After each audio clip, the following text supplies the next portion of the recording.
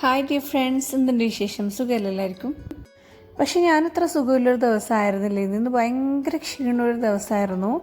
എന്താണെന്നറിയില്ല. അപ്പോൾ എന്തായാലും ഞാൻ എടുക്കുന്ന കുറച്ച് കാര്യങ്ങൾ വയ്യാഞ്ഞിട്ടും കൂടി നിങ്ങളായിട്ട് ഷെയർ ചെയ്യാമെന്ന് വിചാരിച്ചു. കാരണം ഇപ്പോൾ അത്യാവശ്യം എല്ലാ ദിവസവും വീഡിയോ ഇടുന്നുണ്ട്. കുറച്ച് പേരെങ്കിലും റെഗുലറായിട്ട് നമ്മൾ വാച്ച് ചെയ്യുന്നുണ്ട്, മെസ്സേജ് അയക്കലുണ്ട്. ഒരുപാട് സന്തോഷമുണ്ട് അതിൽ. അപ്പോൾ അവർക്കും കൂടി വേണ്ടിയിട്ടാണ് ഇന്ന് വയ്യാഞ്ഞിട്ടും കൂടി ഇടുന്നത്. കുഞ്ഞു വീഡിയോ ആണ്. അപ്പോൾ ഇതാ കണ്ടില്ലേ, നമ്മുടെ മൈക്രോ ഗ്രീൻസൊക്കെ നന്നായി വളർന്നിട്ടുണ്ട്. ഇതാ ഞാൻ മൊത്തമായിട്ട് അങ്ങ് എടുക്കുകയാണ് ഈ പാത്രത്തിൽ. കണ്ടില്ല, അടിയിലൊരു 2-3 ടിഷ്യൂ വെച്ചിട്ടാണ് ഞാൻ വെറുതെ അതിൻ്റെ സീഡ്സ് ഇട്ട് നോക്കിയത്. ഇതങ്ങനെ തന്നെ എടുക്കാൻ പറ്റും നമുക്ക്. അതിൻ്റെ ഇടയിൽ മണ്ണോ കോക്കോപ്പീറ്റോ ഒന്നും ഇല്ലാത്തതുകൊണ്ട് കണ്ടില്ലേ, നല്ല സൂപ്പറായിട്ട് ഇങ്ങനെ എടുത്ത് നോക്കാൻ തന്നെ പറ്റും. നല്ല രസമുണ്ട് കാണാൻ തന്നെ. അപ്പോൾ ഇതൊരു 2-3 ദിവസം കൂടി കഴിഞ്ഞാൽ യൂസ് ചെയ്യാനായി. അത് ജസ്റ്റ് കാണിച്ചെന്നില്ലോ, കാണുമ്പോൾ ഒരു സന്തോഷമാണ് കിച്ചണിൽ വന്ന ഉടനെ. അപ്പോൾ ഇത് ഞാൻ കുറച്ച് മുട്ടയും വെച്ചിട്ടുണ്ട്. ഇന്ന് പഫ്സ് ആക്കാമെന്നാണ് വിചാരിച്ചിട്ടുള്ളത്. നമ്മൾ സാധാരണ 2-3 പ്രാവശ്യമായിട്ട് ആക്കിയിട്ടില്ല പഫ്സ് അല്ല, തോല് പരത്തിയിട്ടില്ല സിമ്പിൾ ആൻഡ് ടേസ്റ്റി ആയിട്ടുള്ള പഫ്സാണ്. അപ്പോൾ ഇതാ മുട്ട അവിടെ വെച്ചിട്ടുണ്ട്. അപ്പോഴേക്കും ഞാൻ നാരങ്ങ വെള്ളമാക്കാമെന്ന് വിചാരിച്ചു. സത്യം പറഞ്ഞാൽ 5 മണി കഴിഞ്ഞ ശേഷം ഞാൻ ഇന്ന് വന്നത്. 6:10 ആ ഒരു ടൈമിലാണ് ബാങ്ക്. അപ്പോൾ ഒരു മണിക്കൂർ കൊണ്ട് എന്തെല്ലാം ഒപ്പിക്കാൻ പറ്റുമെന്ന് എനിക്ക് തന്നെ വലിയ ഐഡിയ ഇല്ലായിരുന്നു. അപ്പോൾ ഞാനിതെല്ലാം നാരങ്ങ വെള്ളമാക്കി വെക്കാമെന്ന് വിചാരിച്ച്. സാധാരണ ആക്കുന്ന പോലെയല്ല, ഒരു അടിപൊളി നാരങ്ങ വെള്ളം. ഇത് കാണാനും നല്ല സുന്ദരി. അപ്പോൾ കുറച്ച് വെറൈറ്റിയാണ്. കണ്ടില്ല, 2 നാരങ്ങ മുറിച്ച് വെച്ചിട്ടുണ്ട്. പിന്നെ ഒരു ചെറിയ കഷ്ണം ബീട്രൂട്ട്.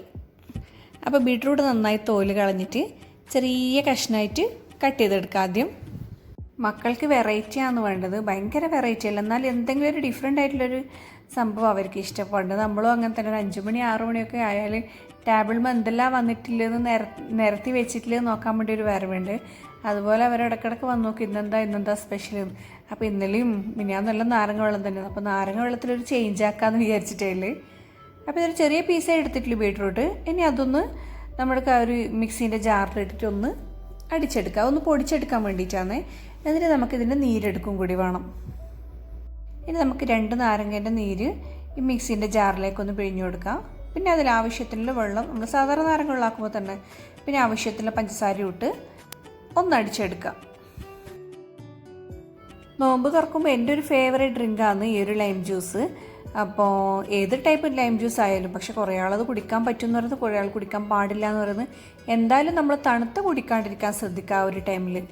അപ്പോൾ ഇതാ ലൈം ജ്യൂസ് റെഡി ആയിട്ടുണ്ട്. ഇനി അതിലേക്ക് ഇതാ സീക്രട്ട് ഇൻഗ്രീഡിയൻറ്റ് നമ്മുടെ ബീട്രൂട്ടിൻ്റെ ആ ഒരു ജ്യൂസും കൂടി ചേർത്ത് കൊടുക്കുക. കുറച്ച് കട്ടിയായിട്ട് വേണം, അധികം വെള്ളമൊന്നും ചേർക്കാണ്ട്. എന്നിട്ട് അതിൻ്റെ ആ കട്ടിയില്ല ഒരു സത്ത് ഇതിലേക്ക് ഇട്ട് കൊടുത്താൽ കണ്ടില്ലേ, നല്ല ബത്തക്ക വെള്ളം പോലെ ഉണ്ടല്ലോ, ബത്തക്ക ജ്യൂസ് പോലെ. ആരും കണ്ടാൽ പറയേയില്ല ഇത് ലൈം ജ്യൂസാണ്. അപ്പോൾ വെറൈറ്റി ആഗ്രഹിക്കുന്ന എന്നെ പോലെയുള്ള, എൻ്റെ മക്കളെ പോലെയുള്ള ആൾക്കാർ ഇതൊന്ന് ട്രൈ ചെയ്ത് നോക്കുക. നമ്മൾ ഇങ്ങനെ കാണാൻ നല്ലൊരു കളർ ഉണ്ടെങ്കിലും ബീട്രൂട്ടിൻ്റെ ഒരു ടേസ്റ്റും ഇതിൽ വരുന്നില്ല. അപ്പോൾ നമ്മൾ റെഡിമെയ്ഡ് കളർ വാങ്ങിയിട്ട് ഓരോ ടൈപ്പ് ഡ്രിങ്ക് കുടിക്കുന്നതിനേക്കാളും കണ്ടില്ല, നല്ല ഹെൽത്തിയാണ് നമ്മുടെ ബീട്രൂട്ട്. ഒരു വെറൈറ്റി ആയി. പിന്നെ നമ്മുടെ സ്ഥിരം ഡ്രിങ്ക് ആയിട്ടുള്ള ഓറഞ്ച് ജ്യൂസാണ്. നോമ്പ് തുടങ്ങിയ മുതലേ എൻ്റെ വീഡിയോ കാണുന്നവർക്ക് മനസ്സിലാവും, ഓൾമോസ്റ്റ് എല്ലാ ദിവസവും ഈ ഓറഞ്ച് ജ്യൂസ് ഉണ്ടാവലുണ്ട്.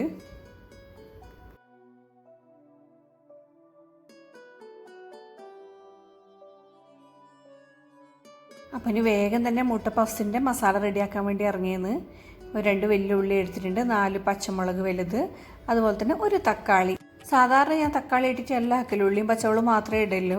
അപ്പോൾ ഈ ഒരു തക്കാളി ഇട്ടിട്ടില്ല ഒരു ഒരു വെറൈറ്റി ഞാൻ കണ്ടത്. എൻ്റെ ഒരു ഫ്രണ്ട് ഉണ്ട് റിഷാന, അവൾക്ക് യൂട്യൂബ് ചാനലുണ്ട്. അപ്പോൾ അവൾ ചെയ്തൊരു റെസിപ്പി എന്നാണ് ഞാൻ ഇത് കണ്ടത്. അവളൊരു കണ്ണൂർക്കാരിയാണ്, തന്നിനാടൻ കണ്ണൂർ സ്റ്റൈലിൽ എല്ലാ കണ്ണൂർ വിഭവം ഉണ്ടാക്കുന്ന ഒരാളാണ്. അപ്പോൾ കണ്ണൂരിൻ്റെ അതേ വർത്താനത്തിൽ, അവതരണത്തിലും അതുപോലെ തന്നെ അതേ ടേസ്റ്റിലും നിങ്ങൾക്ക് കാണാൻ ആഗ്രഹം ഉണ്ടെങ്കിൽ ഷാനാസ് ഫുഡ് ഗാലറി എന്ന് പറഞ്ഞ യൂട്യൂബ് ചാനലൊന്ന് വിസിറ്റ് ചെയ്താൽ മതി. അപ്പോൾ ഇതാ അരമുറി തക്കാളി എടുത്തിട്ടുള്ളൊരു മീഡിയം സൈസ്, അതൊന്ന് ചെറുതായിട്ടൊന്ന് കട്ട് ചെയ്യാം. അപ്പോഴേക്കും ഓൾമോസ്റ്റ് സമയം ആയിട്ടുണ്ട്. അപ്പോൾ ഞാൻ വേഗം തന്നെ ഇതാ ചട്ടി വെച്ചിട്ട് അതിലേക്ക് എണ്ണ ഒഴിച്ചിട്ട് ഒന്ന് മസാല റെഡിയാക്കാൻ വേണ്ടി നിൽക്കുകയാണ്. എല്ലാം ഒന്നിച്ച് ഇട്ട് കൊടുക്കുകയാണ്. 2 ഉള്ളിയും അരമുറി തക്കാളിയും പച്ചമുളകും പിന്നെ ഒരു പിടി കറിവേപ്പിലയും കൂടി ചേർത്ത് ഇതിലേക്ക് ആവശ്യമുള്ള മസാല എന്താണെന്ന് വെച്ചാൽ ഉപ്പ്, മഞ്ഞൾപ്പൊടി, അതുപോലെ തന്നെ ഗരം മസാല, ആവശ്യത്തിന് ഉപ്പ്, ഒരു 1/2 ടീസ്പൂൺ മഞ്ഞൾപ്പൊടി, അതുപോലെ തന്നെ 1/2 ടീസ്പൂൺ ഗരം മസാല, ഇത്രയും ഞാൻ ചേർത്തത്. എന്നിട്ട് നന്നായി ഒന്ന് അടച്ച് വെച്ചിട്ട് വേവിച്ചെടുക്കാം, ഒന്ന് വഴറ്റിയ ശേഷം. അപ്പോൾ ഇതാ മസാല റെഡി ആയിട്ടുണ്ട്. സത്യം പറയാമല്ലോ, മസാല റെഡി ആകുമ്പോഴേക്കും ബാങ്ക് കൊടുത്തിട്ടുണ്ട്. അപ്പോൾ ഞാനതൊന്ന് അടച്ച് വെച്ചിട്ട് നോമ്പ് മുറിച്ചിട്ട് തന്നെ ഏതായാലും ചായക്ക് വേണ്ടി കടിയാക്കാമെന്ന് വിചാരിച്ച്. അപ്പോൾ അൽഹംദുലില്ലാ, പക്ഷേ ചായൻ്റെ കടി ഉണ്ടായിരുന്നു നമുക്ക് എന്നത്തെയും പോലെ തന്നെ. ഫാത്തിമാൻ്റെ സ്പെഷ്യൽ സമൂസയായിരുന്നു ഇന്ന് കുറച്ച്. അപ്പോൾ അതും കഴിച്ച് നോമ്പ് മുറിച്ച്. അപ്പോൾ ഇത് നോമ്പ് മുറി കഴിഞ്ഞ് നിസ്കാരമെല്ലാം കഴിഞ്ഞിട്ട് ഞാനിതാ മുട്ടയപ്പത്തിൻ്റെ പരിപാടിയിലേക്ക് ഇറങ്ങിയിട്ടുള്ളത്. അപ്പോൾ നിങ്ങൾക്കൊക്കെ ഉണ്ടാവില്ല ഇങ്ങനൊരു ദിവസമല്ല, എല്ലാ ദിവസവും നമ്മൾ ഒരുപോലെ ആയിരിക്കില്ല, പ്രത്യേകിച്ച് ഈ നോമ്പിന് ചൂടും ആന്നിവിടെ. അപ്പോൾ ഇന്നലെ നോമ്പ് മുറിക്കുന്നതിന് മുമ്പേ തന്നെ എല്ലാം റെഡിയാക്കിയിരുന്നു. അപ്പോൾ ഇന്നും അങ്ങനെ ആകാമെന്ന് വിചാരിച്ചു. അപ്പോൾ ഇന്ന് നേരെ ഓപ്പോസിറ്റ് ആയത്. ഇനി പഫ്സിൻ്റെ ഷീറ്റ് ഉണ്ടാക്കാൻ വേണ്ടിയിട്ട് കറക്റ്റ് 1 കപ്പ് മൈദ ഞാനിവിടെ എടുത്തിട്ടുള്ളത്. അതിലേക്ക് ആവശ്യത്തിന് ഉപ്പിട്ട് കൊടുക്കുക. പിന്നെ കുറച്ചായിട്ട് പച്ചവെള്ളം ചേർത്ത് ഒന്ന് നന്നായി സോഫ്റ്റായിട്ട് കുഴച്ചെടുക്കുക. നമ്മൾ പൂരിക്കൊക്കെ കുഴക്കും പോലെ നല്ലോണം കൈവച്ച് കുഴച്ച് മറിച്ചെടുക്കണം എന്ന് തന്നെ പറയുക. കാരണം നമുക്കിത് നേരെ ഷീറ്റാക്കിയിട്ട് എടുക്കേണ്ടതാണ്. അപ്പോൾ കുറച്ച് കട്ടിയായിട്ടുണ്ടെങ്കിൽ നമുക്ക് പരത്തിയാൽ അങ്ങോട്ട് നീങ്ങൂല. അപ്പോൾ ഇതാ നല്ലോണം പരത്തി ഉണ്ടയാക്കിയിട്ടുണ്ടല്ലോ, കുഴച്ച് ഉണ്ടയാക്കിയിട്ടുണ്ട്. ഇനി നമുക്കിതൊരു 10 മിനിറ്റ് അടച്ച് വെക്കാം. ഒന്നുകൂടി ഒന്ന് സോഫ്റ്റായി കിട്ടും. അടച്ച് വെക്കാൻ മറക്കാൻ പാടില്ല, അല്ലെങ്കിൽ നല്ലോണം ഡ്രൈ ആയി പോവും. അപ്പോൾ ഇതാ അതിൻ്റെ ഇടയിൽ ഞാൻ കൽത്തപ്പത്തിന് വേണ്ടിയിട്ട് അരച്ച് വെച്ചിട്ടുണ്ടായിരുന്നു. ദോശൻ്റെ അതേ കൂട്ടി ഞാൻ ഒരുപാട് പ്രാവശ്യം ഞാൻ കാണിച്ചിട്ട് എങ്ങനെ കൽത്തപ്പം ഉണ്ടാക്കുന്നത്. അപ്പോൾ അതുകൊണ്ട് പറയുന്നേ ഇല്ല, ജസ്റ്റ് ഒന്ന് ഒഴിച്ച് വെച്ചതില്ല. അപ്പോൾ ദോശ ഇടാൻ വേണ്ടി ആക്കിയത്. അപ്പോൾ ദോശ ഇടാൻ നിൽക്കാൻ പറ്റുന്നില്ല. അപ്പോൾ ഞാനത് കൽത്തപ്പത്തിന് ഒഴിക്കുകയാണ്. അതവിടെ അടച്ച് വെച്ചിട്ടുണ്ടെങ്കിൽ ഒരു 10 മിനിറ്റ് 15 മിനിറ്റിനുള്ളിൽ തന്നെ ഇടയ്ക്കൊന്ന് മറിച്ചിട്ട് കൊടുത്താൽ മതി. അപ്പം നമുക്കിത് 10 മിനിറ്റ് കഴിഞ്ഞിട്ട് ഇതൊന്ന് പരത്തിയെടുക്കണം. കുറച്ച് നീളത്തിലാണ് പരത്തേണ്ടത്. പിന്നെ അതിൻ്റെ സൈഡെല്ലാം ഒന്ന് കറക്റ്റ് ചെയ്ത് കൊടുക്കുക. എന്നിട്ട് ഇതുപോലെയുള്ള നീളമില്ലേ ഷീറ്റാക്കിയിട്ട് നമുക്കിത് ഈ ഒരു സൈസിലുള്ള 2 ഷീറ്റാണ് വേണ്ടത്. അതിനിങ്ങനെ ക്രോസായിട്ട് വെച്ച് കൊടുക്കുക. ഒന്നിൻ്റെ മുകളിൽ ഒന്നായിട്ട് വെച്ച് കൊടുക്കുക. പിന്നെ മുകളിൽ വെച്ച ആ ഷീറ്റിൻ്റെ മുകളിലേക്കാണ് നമ്മൾ മസാല വെക്കേണ്ടത്.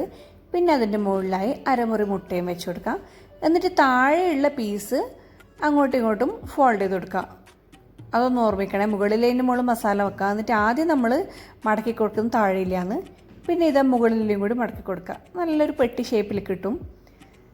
അപ്പോൾ നല്ല സിമ്പിളല്ലേ, മടക്കാനും നല്ല സിമ്പിളാണ്, നമുക്ക് പരത്തിയെടുക്കാനും നല്ല സിമ്പിളാണ്, ടേസ്റ്റും അതുപോലെ തന്നെ. അപ്പോൾ ഇങ്ങനെ ഓരോന്നോരോന്ന് പെട്ടിയായിട്ട് എടുക്കുക. പിന്നെ ഒരു കാര്യം ശ്രദ്ധിക്കേണ്ടത്, കണ്ടില്ലേ, സൈഡിലൊന്ന് നല്ലോണം പ്രസ് ചെയ്ത് കൊടുക്കുക. എന്നാലേ നമ്മൾ പൊരിക്കുമ്പോൾ കറക്റ്റായിട്ട് കിട്ടുള്ളൂ, നല്ലൊരു ബോക്സിൻ്റെ ഷേപ്പിൽ. ഇങ്ങനെ നമുക്കെല്ലാം ചെയ്തെടുക്കാം.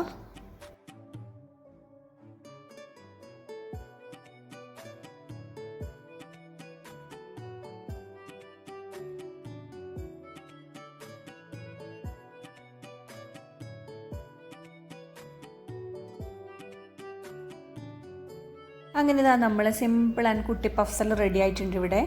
ഇനി നമുക്കിതൊന്ന് ഫ്രൈ ചെയ്തെടുക്കണം. അപ്പോൾ നമ്മൾ കഴിക്കുന്നതിൻ്റെ ഒരു 10 മിനിറ്റ് 15 മിനിറ്റ് ഒക്കെ ഫ്രൈ ചെയ്ത് എടുക്കുന്നതായിരിക്കും നല്ലത് അതിന് മുമ്പ്. കാരണം നല്ല ക്രിസ്പി ആയിരിക്കും ആ ഒരു ടൈമാണെങ്കിൽ.